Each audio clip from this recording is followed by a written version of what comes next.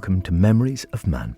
Simple conversations with some of our senior residents about the lives they have led and some of their memories from long ago and far away.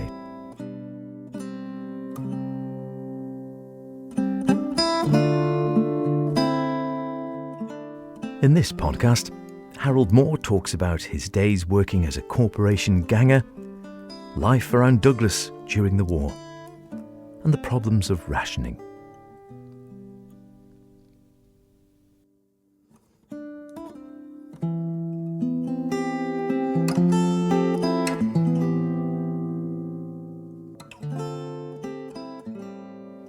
I went to Hanover Street School, yeah. Yeah, we left there when you were 15. Yeah.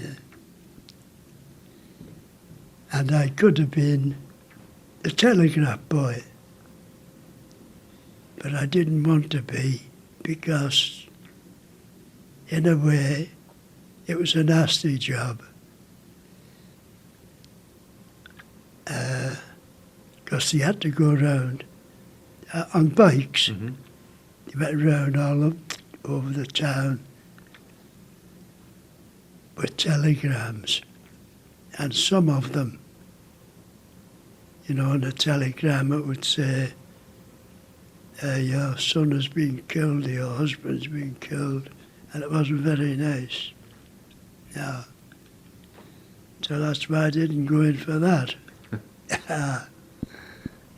So school in Hanover Street, working with your dad, and then the army, and then what was after you'd done your time in the services? I went back in the bakehouse, to a little bakehouse out near New Mills.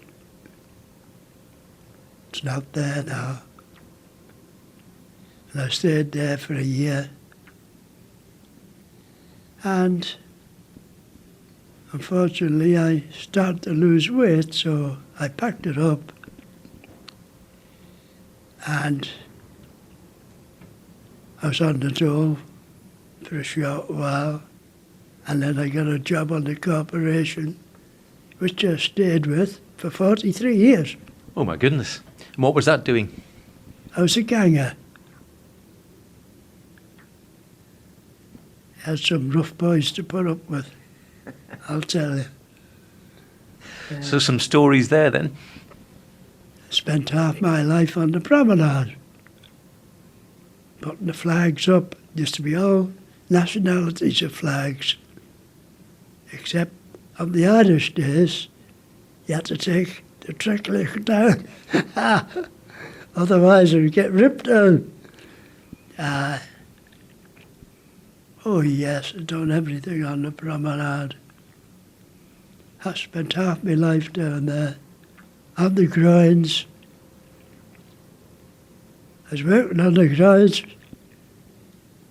and when you put them in, they call them anchors. You know, they're thick timber, and they're made so the grind board will slot in between them. You've seen them on the shore. And there'd be two of us on a hand pump while another two dug the hole out. Because we keep filling up with water. And it had to be done quickly before the tide. So you waited before you'd done the grinds to have a big tide. Therefore it would go out further. And it'd give you that a little bit more time. But even though you worked like hell, you just about made it to get one groin in. Because as soon as you're digging out, the shingle is just falling in again. So keep you fit then? Oh, aye. But I enjoyed my days on the corporation. Done everything.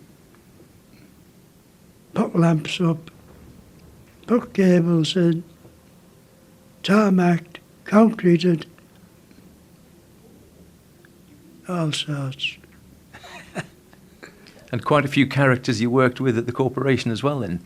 Oh yes. Oh, lots of hard men, I'll tell you. The quickest I had, the boss come, brought this man. He said, here's a new man for you. He was only with me 10 minutes. And the man come walking down the lane. He said, can I have a word? Yes.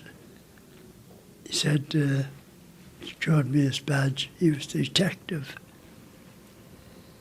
He said, you've just got a man started with you here. Yeah. Well, if he makes a run for it, don't do anything, but let us know. So the next minute, a police car come up the top of the lane and another come down the bottom of the lane. And he just took him away. That was 10 minutes. It's the quickest man I ever had. Never mind. Did you ever find out what they were after him for? Oh, no, I didn't bother. Had enough trouble in my head. Yes. And of course, in those days, I suppose the promenade and round, there'd be the summer season, wouldn't it? The promenade would be absolutely chocker in the summer months. Oh, in the 30s, oh my God. Well, you know, from the garden wall out to the sea railings, that'd be chock-a-block with people.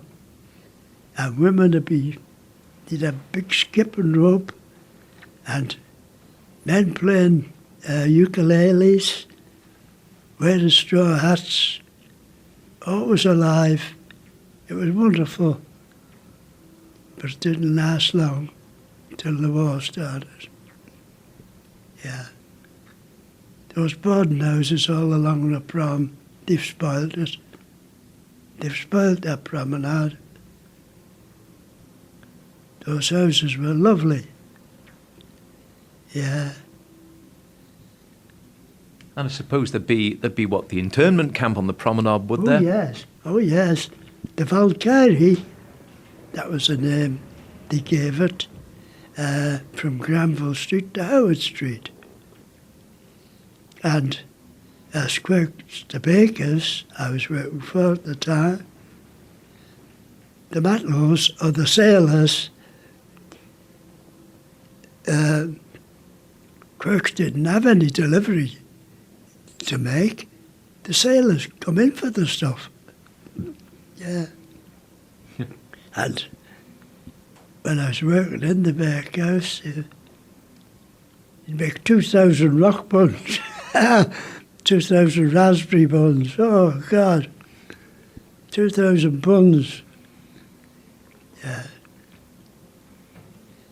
And at the Villiers Hotel, that was taken over by the Army, the OCTU they call them, Officers Training Corps. You had a berry with a white disc and OTC on it. Remember that? But by the Crescent, it was all aliens. And they had the barbed wire right out, just past one set of tram lines. Mm-hmm. Or was it right out at just the two sets of tram lines were inside the rail, the barbed wire. Of course, there was an armed guard going around all the time. That's the Wars and Pulrose power station. In the power station? Yes, yes. There was armed guards going around there day and night. Yeah. And as a lad, when I used to go to work at 4 o'clock in the morning to Quirks in the bread bakery over, as we called, it was Market Street. The air raid wardens would stop me or a soldier would stop me at the bottom of Lazy Hill. Do you know where Lazy Hill is? I was just trying to think. I know the name. I can't think where it is. It's from Belmont Hill to the Brown Bobby. All right, I'm with you. Yeah, yeah. It's a slow hill, that's how it's got the name. Well, I had to show my identity card. Yeah. All your lights had to be blacked out. So on your bicycle, you had to have a lamp, yes, but you had to have a black covering over the top. Because they told us that from a mile up in the air, if a match was struck, you could see it. So, it's an old saying when the war was on, be like Dad, keep moving. That was a good one, wasn't it? So it'd be a tough old time, I always think, during the war. I mean, some people afterwards seem to have enjoyed it, and other people absolutely hated it. I mean, how did you cope? It was a tough time, but... Only because of the rationing. Wednesday, you'd get your groceries on a Friday or Saturday. Then by Wednesday, they'd all gone, because you're only allowed a couple of slices of bacon. You're only allowed so much sugar, and on it went. Yes. And bread was rations. Yes, you had to show coupons for sweets. Yeah. Anyway.